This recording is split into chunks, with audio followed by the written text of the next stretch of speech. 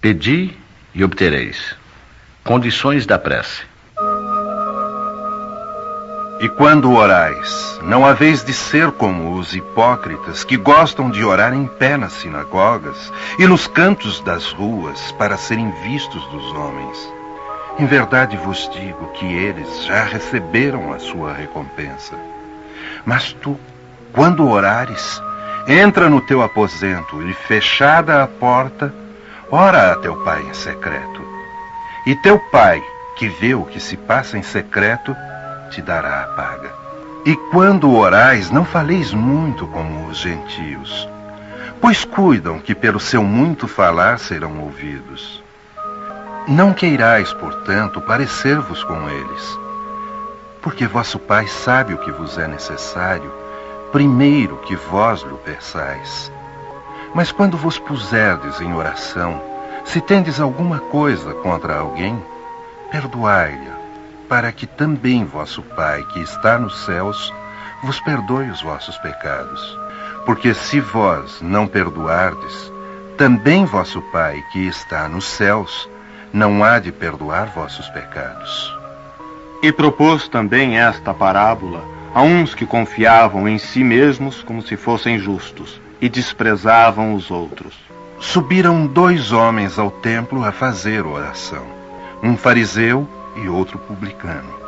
O fariseu, posto em pé, orava lá no seu interior desta forma: Graças te dou, meu Deus, porque não sou como os mais homens, que são os ladrões, uns injustos, uns adúlteros, como é também este publicano. Jejuo 2 vezes na semana, pago o dízimo de tudo o que tenho. O publicano, pelo contrário, posto lá de longe, não ousava nem ainda levantar os olhos ao céu, mas batia no peito, dizendo: Meu Deus, sê propício a mim, pecador. Digo-vos que este voltou justificado para sua casa, e não o outro.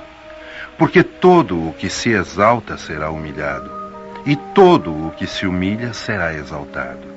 As condições da prece foram claramente definidas por Jesus. Quando orardes, diz ele, não vos coloqueis em evidência, mas orai em secreto. Não fingi orar demasiado, porque não será pelas muitas palavras que sereis atendidos, mas pela sinceridade delas. Antes de orar, se tiverdes qualquer coisa contra alguém, perdoai-a, porque a prece não poderia ser agradável a Deus se não partisse de um coração purificado de todo sentimento contrário à caridade. Orai, enfim, com humildade, como o publicano, e não com orgulho, como o fariseu. Eficácia da prece. Por isso vos digo, todas as coisas que vós pedirdes orando, crede que as haveis de ter, e que assim vos sucederão. Há pessoas que contestam a eficácia da prece, entendendo que, por conhecer Deus as nossas necessidades, é desnecessário expô-las a Ele. Acrescentam ainda que, tudo se encadeando no universo através de leis eternas, nossos votos não podem modificar os desígnios de Deus. Há leis naturais e imutáveis, sem dúvida, que Deus não pode anular segundo os caprichos de cada um. Mas daí a acreditar que todas as circunstâncias da vida estejam submetidas à fatalidade, a distância é grande. Se assim fosse, o homem seria apenas um instrumento passivo, sem livre arbítrio e sem iniciativa. Nessa hipótese, só lhe caberia curvar a fronte ante os golpes do destino, sem procurar evitá-los.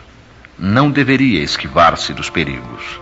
Deus não lhe deu o entendimento e a inteligência para que não os utilizasse, a vontade para não querer, a atividade para cair na inação.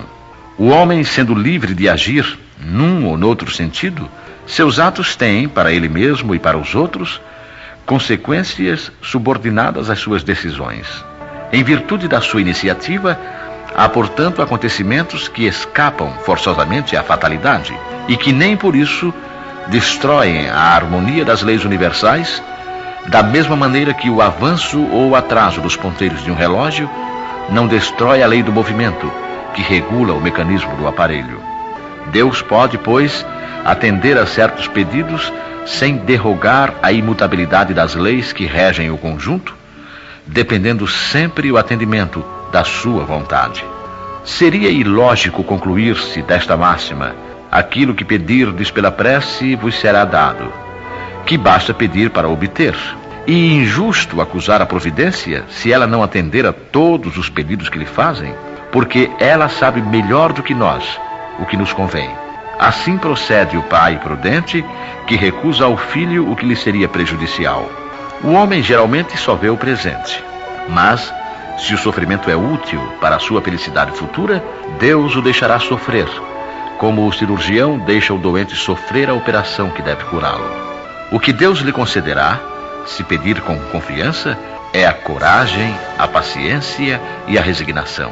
E o que ainda lhe concederá são os meios de se livrar das dificuldades com a ajuda das ideias que lhe serão sugeridas pelos bons espíritos, de maneira que lhe restará o mérito da ação. Deus assiste aos que se ajudam a si mesmos, segundo a máxima: ajuda-te e o céu te ajudará, e não aos que tudo esperam do socorro alheio sem usar as próprias faculdades. Mas, na maioria das vezes, preferimos ser socorridos por um milagre sem nada fazermos. Tomemos um exemplo. Um homem está perdido num deserto, sofre horrivelmente de sede, sente-se desfalecer e deixa-se cair ao chão. Ora, pedindo a ajuda de Deus, e espera, mas nenhum anjo vem lhe dar de beber. No entanto, um bom espírito lhe sugere o pensamento de levantar-se e seguir determinada direção. Então, por um impulso instintivo, reúne suas forças, levanta-se e avança ao acaso. Chegando a uma elevação do terreno, descobre ao longe um regato, e com isso, coragem. Se tiver fé, exclamará: graças, meu Deus, pelo pensamento que me inspiraste e pela força que me deste. Se não tiver fé, dirá: que boa ideia tive eu, que sorte eu tive de tomar o caminho da direita e não o da esquerda. O acaso, algumas vezes, nos ajuda de fato. Quanto me felicito pela minha coragem e por não me haver deixado abater. Mas perguntarão por que o bom espírito não lhe disse claramente: siga este caminho e no fim encontrarás o que necessitas. Por que não se mostrou a ele para guiá-lo e sustentá-lo no seu abatimento? Dessa maneira, o teria convencido da intervenção da providência. Primeiramente, para lhe ensinar que é necessário ajudar-se a si mesmo e usar as suas próprias forças.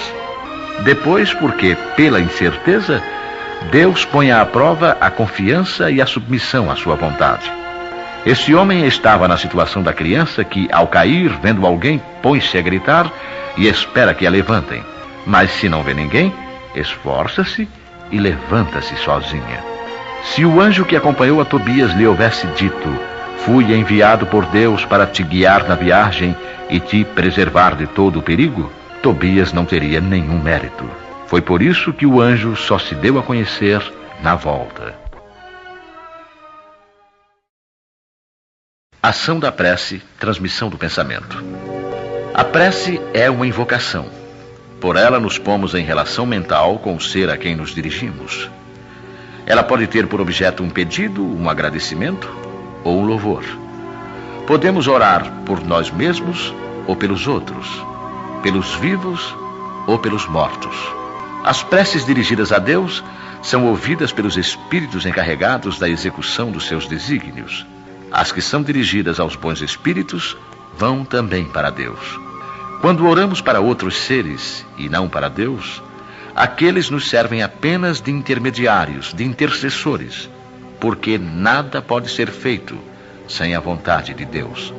O Espiritismo nos faz compreender a ação da prece ao explicar a forma de transmissão do pensamento, seja quando o ser a quem oramos atende ao nosso apelo, seja quando o nosso pensamento se eleva a ele. Para se compreender o que ocorre nesse caso, é necessário imaginar todos os seres encarnados e desencarnados mergulhados no fluido universal que preenche o espaço. Assim como na Terra, estamos envolvidos pela atmosfera.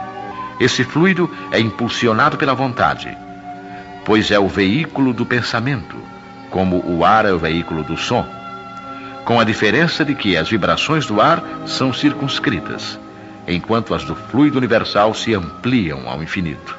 Quando, pois, o pensamento se dirige para algum ser, na Terra ou no espaço, de encarnado para desencarnado, ou vice-versa, uma corrente fluídica se estabelece de um a outro, transmitindo o pensamento como o ar transmite o som.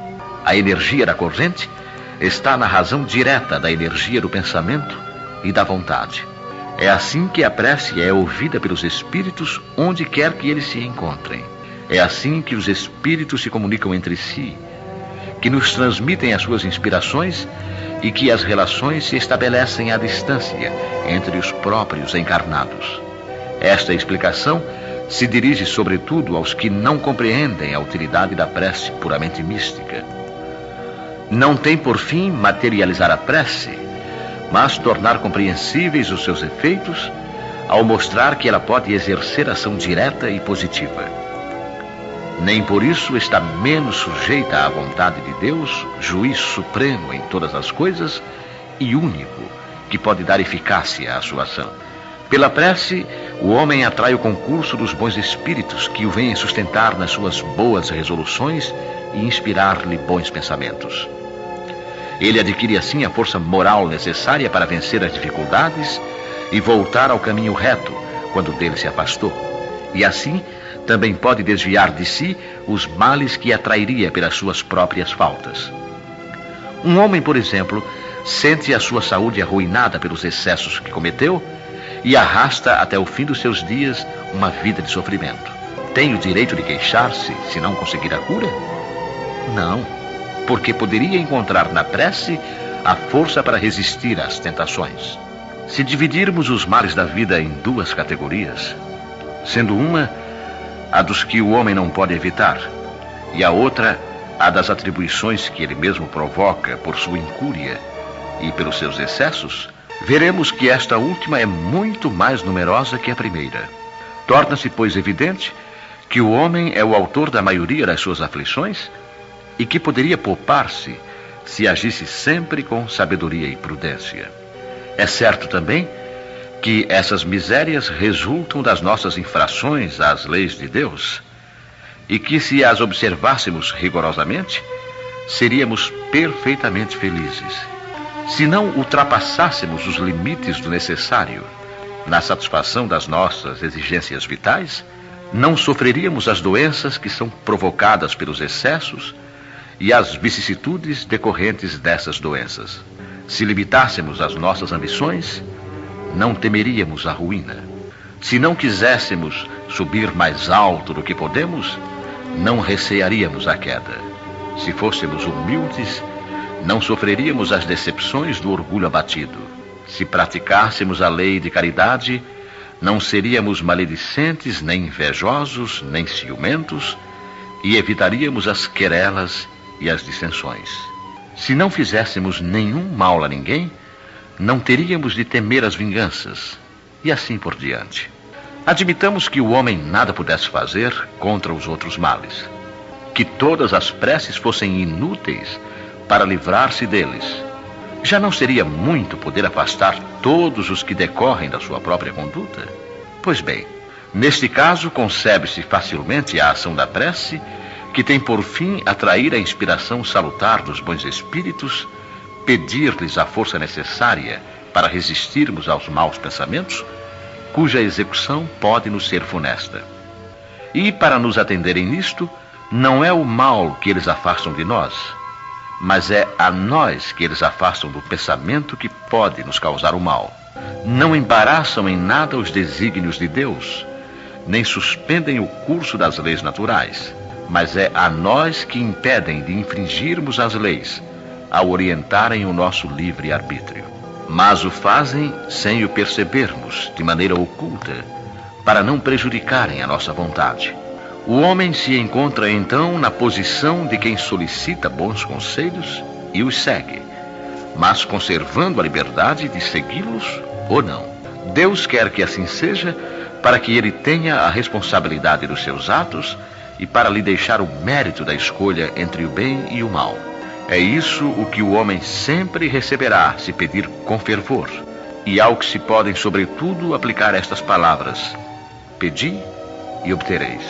A eficácia da prece, mesmo reduzida a essas proporções, não daria imenso resultado? Estava reservado ao Espiritismo provar a sua ação pela revelação das relações entre o mundo corpóreo e o mundo espiritual. Mas não se limitam a isso os seus efeitos. A prece é recomendada por todos os espíritos. Renunciar a ela é ignorar a bondade de Deus, é rejeitar para si mesmo a sua assistência e para os outros o bem que poderia fazer. Ao atender o pedido que lhe é dirigido, Deus tem frequentemente em vista recompensar a intenção, o devotamento e a fé daquele que ora. Eis porque a prece do homem de bem tem mais merecimento aos olhos de Deus e sempre maior eficácia. Porque o homem vicioso e mau não pode orar com o fervor e a confiança que só o sentimento da verdadeira piedade pode dar. Do coração do egoísta, daquele que só ora com os lábios, não poderiam sair mais do que palavras, e nunca os impulsos da caridade, que dão à prece toda a sua força.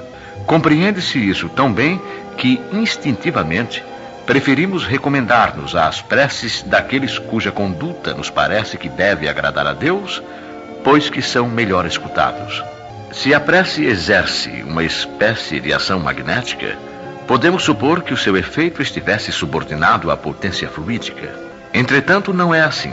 Desde que os espíritos exercem esta ação sobre os homens, eles suprem, quando necessário, a insuficiência daquele que ora, seja através de uma ação direta em seu nome, seja ao lhe conferirem momentaneamente uma força excepcional, quando ele for julgado digno desse benefício, ou quando isso possa ser útil.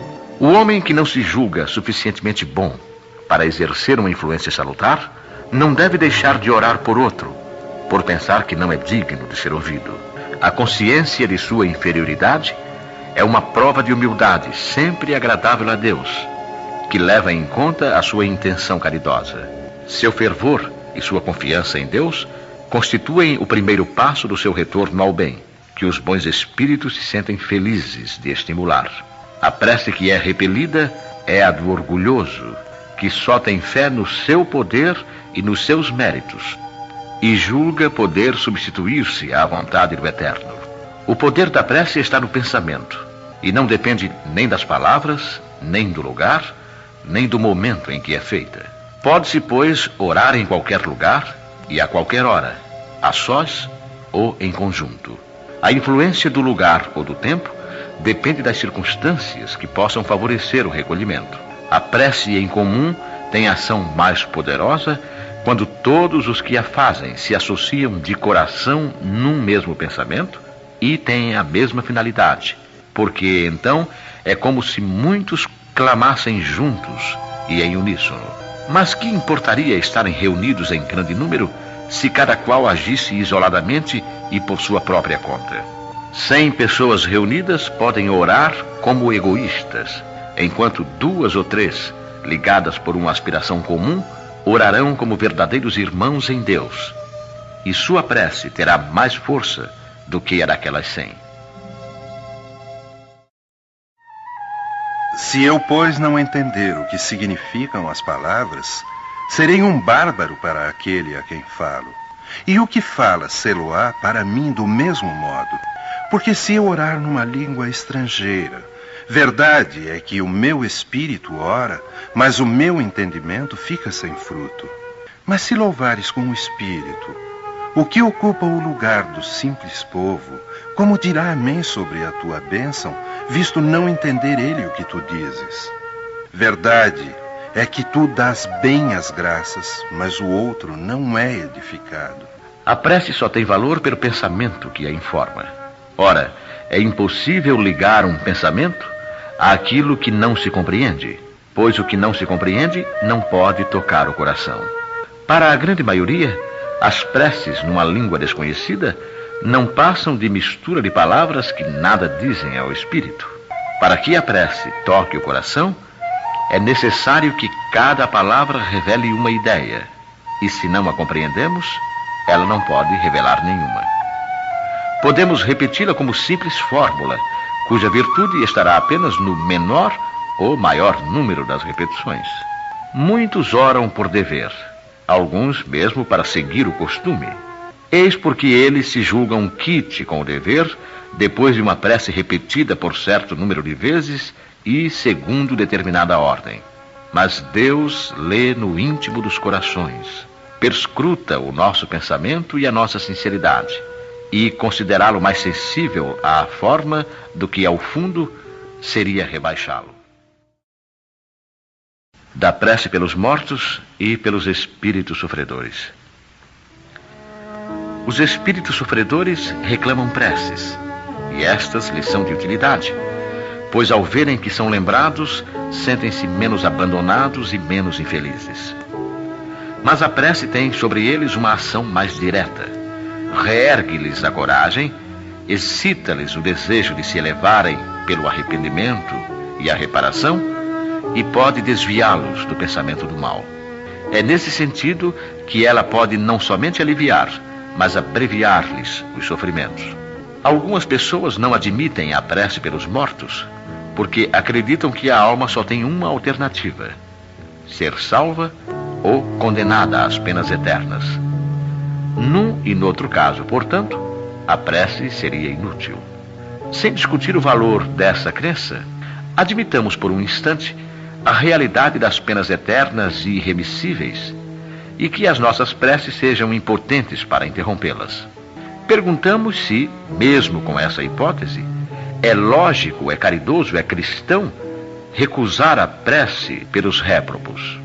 Essas preces, por mais impotentes que sejam para libertá-los, não serão para eles uma prova de piedade que poderá minorar-lhes os sofrimentos? Na terra, quando um homem é condenado à prisão perpétua, mesmo que não haja nenhuma esperança de obter-se a graça para ele, é proibido a uma pessoa caridosa auxiliá-lo a carregar o peso dos grilhões? Quando alguém está atacado de mal incurável, não havendo, portanto, nenhuma esperança de cura, deve-se abandoná-lo sem nenhum alívio? Pensai que entre os réprobos pode estar uma pessoa que vos seja cara, um amigo, talvez um pai, a mãe ou um filho, e só porque, segundo julgais, essa criatura não pode ser perdoada, poderíeis recusar-lhe um copo d'água para mitigar a sede, um bálsamo para secar-lhe as feridas? Não faríeis por ela o que faríeis por um prisioneiro? Não lhe daríeis uma prova de amor, uma consolação? Não, isso não seria cristão. Uma crença que endurece o coração não pode conciliar-se com a crença num Deus que coloca como o primeiro de todos os deveres o amor do próximo. Negar a eternidade das penas não implica negar uma penalidade temporária, mesmo porque, na sua justiça, Deus não pode confundir o mal com o bem. Ora, nesse caso, negar a eficácia da prece seria negar a eficácia da consolação, dos estímulos e dos bons conselhos. E isso equivaleria a negar a força que aurimos da assistência moral dos que nos amam. Outros se fundam numa razão mais especiosa: a imutabilidade dos desígnios divinos. Deus, dizem eles, não pode modificar as suas decisões a pedido das criaturas, pois, caso contrário, nada seria estável no mundo. O homem nada tem, portanto, de pedir a Deus, cabendo-lhe apenas submeter-se e adorá-lo. Há nesta ideia uma falsa interpretação da imutabilidade da lei divina, ou melhor, ignorância da lei no que concerne à penalidade futura. Essa lei é revelada pelos Espíritos do Senhor, hoje que o homem já amadureceu para compreender o que, na lei, é conforme ou contrário aos atributos divinos. Segundo o dogma da eternidade absoluta das penas, nem os remorsos e o arrependimento são considerados a favor do culpado. Para ele, todo o desejo de melhorar-se é inútil. Está condenado a permanecer eternamente no mal. Se foi condenado, entretanto, por um determinado tempo, a pena cessará no fim do prazo. Mas quem pode afirmar que ele terá então melhorado os seus sentimentos? quem dirá aqui, a exemplo de muitos condenados da terra, ao sair da prisão, ele não será tão mau quanto antes? No primeiro caso, seria manter sob a dor do castigo um homem que se tornara bom. No segundo, seria agraciar aquele que continua culpado. A lei de Deus é mais previdente, sempre justa, equitativa e misericordiosa, não fixa nenhuma duração para a pena, qualquer que seja. Ela se resume assim: o homem sofre sempre a consequência das suas faltas. Não há uma única infração às leis de Deus que não tenha a sua punição. A severidade do castigo é proporcional à gravidade da falta. A duração do castigo para qualquer falta é indeterminada, pois fica subordinada ao arrependimento do culpado e ao seu retorno ao bem. Assim, a pena dura tanto quanto a obstinação no mal. Seria perpétua se a obstinação o fosse. É de curta duração se o arrependimento vier logo. Desde que o culpado clame por misericórdia, Deus o ouve e lhe concede a esperança. Mas o simples remorso não basta. É necessária a reparação da falta. É por isso que o culpado se vê submetido a novas provas, nas quais ele pode, sempre pela sua própria vontade, fazer o bem para a reparação do mal anteriormente praticado. O homem é, assim, o árbitro constante da sua própria sorte. Ele pode abreviar o seu suplício ou prolongá-lo indefinidamente. Sua felicidade ou sua desgraça dependem da sua vontade de fazer o bem. Essa é a lei.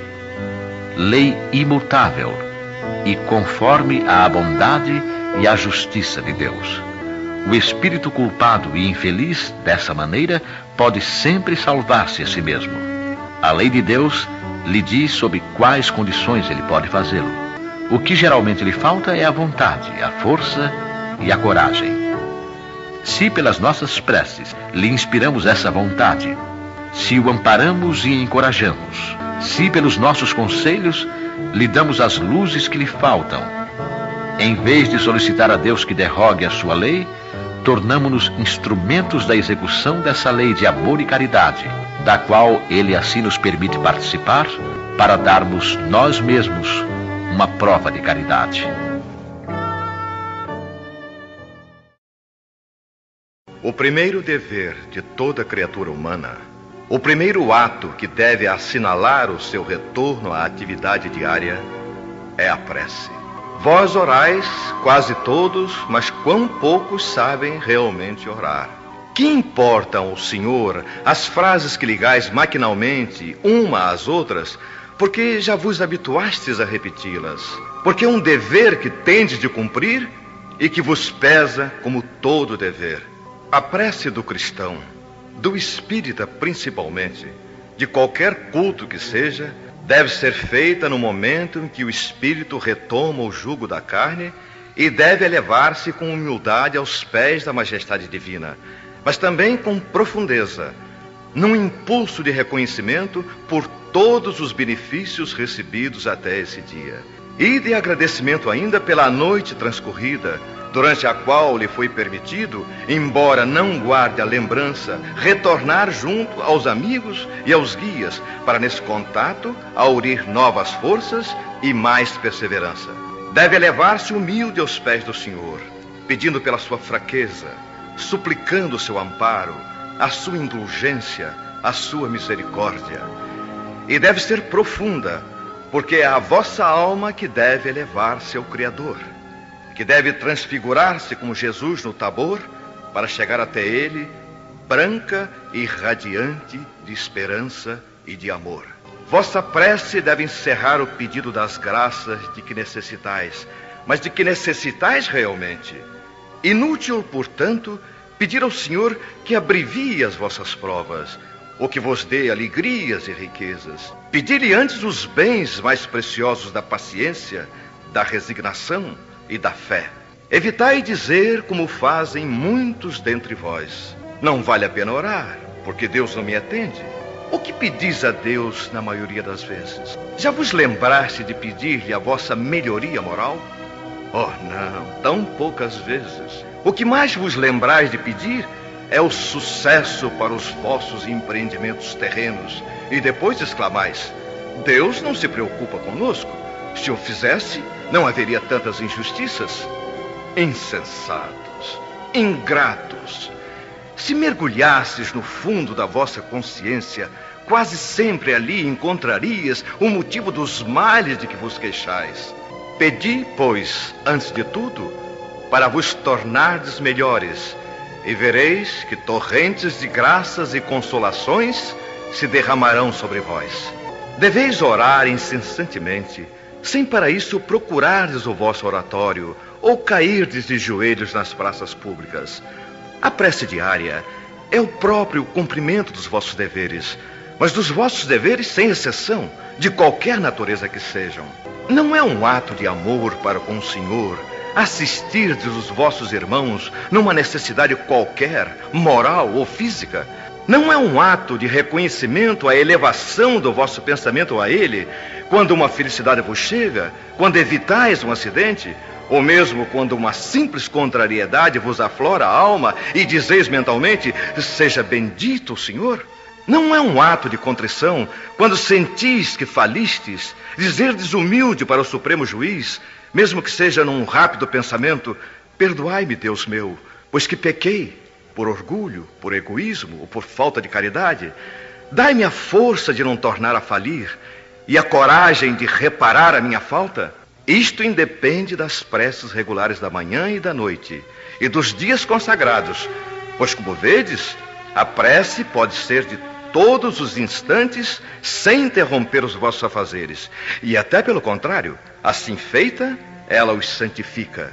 E não duvideis de que um só desses pensamentos, partindo do coração, é mais ouvido por vosso Pai Celestial do que as longas preces repetidas por hábito, quase sempre sem um motivo imediato, apenas porque a hora convencional maquinalmente vos chama. Vinde, todos vós que desejais crer. Acorrem os espíritos celestes e vêm anunciar-vos grandes coisas. Deus, meus filhos, abre os seus tesouros para vos distribuir os seus benefícios. Homens incrédulos, se soubesseis como a fé beneficia o coração e leva a alma ao arrependimento e à prece, a prece. Ah, como são tocantes as palavras que se desprendem dos lábios na hora da prece. Porque a prece é o orvalho divino que suaviza o excessivo calor das paixões. Filha predileta da fé, leva-nos ao caminho que conduz a Deus. No recolhimento e na solidão, encontrai-vos com Deus. E para vós o mistério se desfaz, porque Ele se revela. Apóstolos do pensamento, a verdadeira vida se abre para vós. Vossa alma se liberta da matéria e se lança pelos mundos infinitos e etéreos que a pobre humanidade desconhece. Marchai, marchai pelos caminhos da prece e ouvireis a voz dos anjos. Que harmonia! Não são mais os ruídos confusos e as vozes gritantes da terra.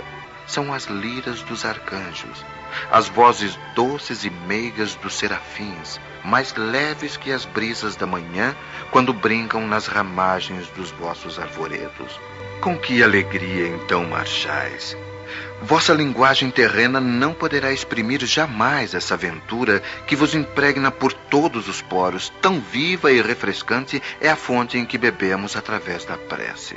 Doces vozes, inebriantes perfumes, que a alma ouve e aspira quando se lança pela prece a essas esferas desconhecidas e habitadas. São divinas todas as aspirações quando livres dos desejos carnais.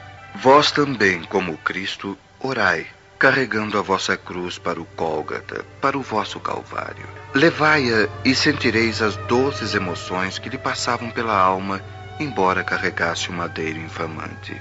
Sim, porque ele ia morrer, mas para viver a vida celestial, na morada do Pai.